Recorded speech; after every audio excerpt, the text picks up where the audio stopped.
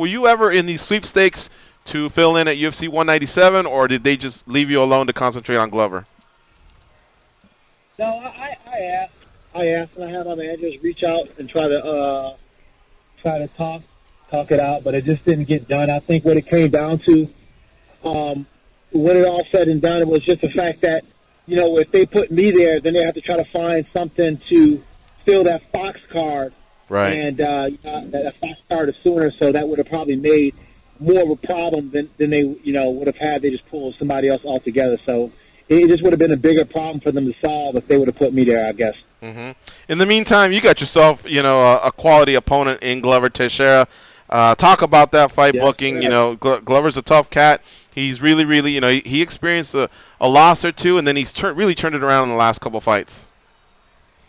Yeah, he really has. And credit to Glover. He's really got a fire under his butt, and you can see in his last couple fights, he's mixing it up and exploring a lot of areas where we haven't seen him do in previous fights. So it shows that he's got that chip on his shoulder, and the fact that he's willing to step in short notice and really just staying in shape. It shows that he's hungry to get back right to where he was, before he faced Jones. So, this is a very determined fighter that got in front of me. But, the results remain the same, whether it's for him or for Shogun.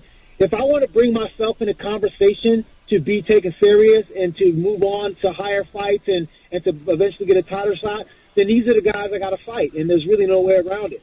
What would you say is the biggest difference between you today and you 2 years ago?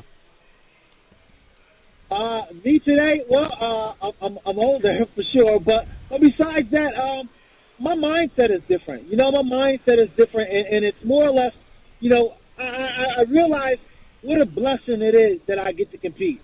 You know what I'm saying? Like 2 years ago, having the idea that I won't be able to compete again, and not being on the terms in which I imagine and fantasize in my mind, going out on my shield, being able to take my gloves off and leave them in the octagon, not having, having a chance that may never happen, that was a very scary thing for me. And it really gave me a glimpse of what life is going to be like outside after fighting is over.